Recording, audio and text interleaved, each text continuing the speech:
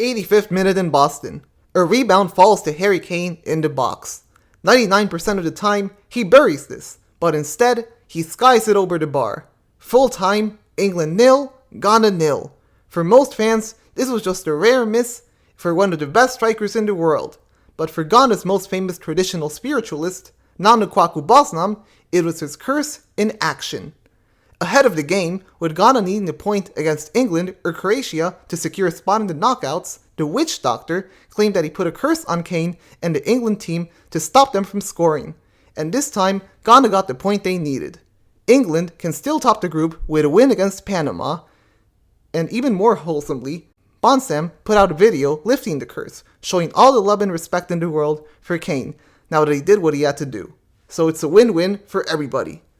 But this is not the first time dealing with World Cup curses. In fact, 12 years ago, at the Brazil World Cup, Bonsam first went viral for putting the curse on Ronaldo, taking credit for his infamous knee injury that in the long run changed his career and rolled forever from explosive winger to penalty box poacher. What the press leaves out is that the original intention was for him to not play against Ghana at all, but Ronaldo not only started, but also scored the winner to officially knock Ghana out of the World Cup, making the spell meaningless for his country. Before you wonder, why are you, the analytical football channel, making a video about witchcraft, of all things?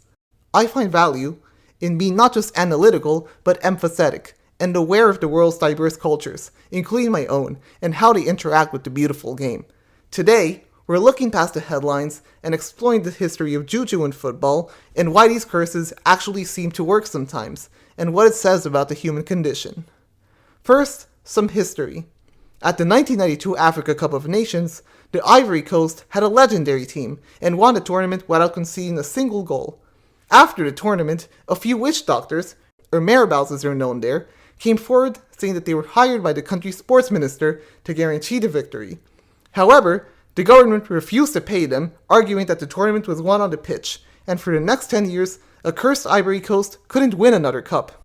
Finally, in 2002, the government settled the dispute, paid the practitioners, and within a few years, they were frequent runners-up, and in 2015 and 2024, they won the cup again. In the 2002 Africa Cup of Nations, Cameroonian coaching staff were arrested by local police for trying to put a charm on the pitch ahead of their semi-final against Mali. Players like Ghana's Andre Ayew frequently sprinkle white powder onto the pitch before games as a good luck charm for him and his team. In West Africa, they call these spells Juju, and they come from ancient indigenous spiritual systems based on protection and shifting energy. But the key is to keep it to yourself and not to disturb other people's spells. One time, in the 2016 Rwandan Premier League, where Mukura Victory was leading Rayon Sports 1-0, the latter's Musa Kamara missed a chance, and then he went to the net and pulled out a good luck charm hidden by the other goalkeeper, which made Mukura furious. They ran him off the field, and there was even a yellow card. A few minutes later, Kamara scored a goal, which the team interpreted was because he broke the mystical barrier protecting it. Shortly after, the league made witchcraft illegal and punishable by fine, not because of the effect on results, but because of the disruption to the game and potential violence between players. Likewise, in 2008, the Confederation of African Football banned witch doctors from AFCON to protect the global image and commercial reputation of the tournament as a whole. To understand why this holds such a massive power over players and staff, you have to understand just how ingrained indigenous healing and spiritual practices are in these regions. Today's players are urban, highly educated athletes, and they perfectly understand that their thousands of hours of muscle memory, training, and tactics, and earned performances on the pitch are the true predictors of success. But football is cruel. The best team doesn't always win. Random things happen all the time. A star player tears a muscle. The worst team gets bailed out by their goalkeeper having the game of their life. That's football. That's life. While a secular Westerner may pin this down to the pure chance and chaos of the universe, all these rituals and charms and spells try to make these random events unfold in your favor. It's just a mental way of trying to control the uncontrollable with ancestral wisdom, as well as protect others from doing the same. And it's not limited to sub-Saharan Africa. In my own culture, Peru, while the Spanish conquered the Incas 500 years ago, shamanistic practices survived. Today, chamanes and curanderos are still a huge part of the culture, using sacred herbs, teas, and ayahuasca to provide spiritual protection and to be in tune with the Pachamama, or Mother Earth, or the Apus, the mountains, in the indigenous language Quechua. The fascinating thing about both African and South American spirituality is how they blended with colonial Catholicism without ever fully dying out. Survival through adaptation. My own uncle, for example, is highly educated and well-read, with a master's in psychology, yet he is a full-time shaman running an international healing school, writing books, hosting seminars. While his work has nothing to do with sports, many shamans often try to bless the Peruvian national team and neutralize our opponents, and from what I can find, this worked against New Zealand in our momentous Russia 2018 playoff, but it did not work against Australia for Qatar 2022, and it didn't work against Brazil in our home qualifier game in 2023, despite specifically neutralizing Neymar, as Neymar just happened to assist the late winner later that day. It's worth mentioning that Neymar did his ACL a month later and ruined his career in Saudi Arabia, but can you say they had anything to do with it when Neymar has been getting injured for years and years? So met with all these stories from around the world, the natural Western reaction is, well, if Bonsam's spells worked, well, why can't he make Ghana win the World Cup? Or why can't the Shamans get Peru to win everything? At the end of the day, football is empirical. For the most part, Peru and Ghana lose when they deserve to lose, and they win when they deserve to win.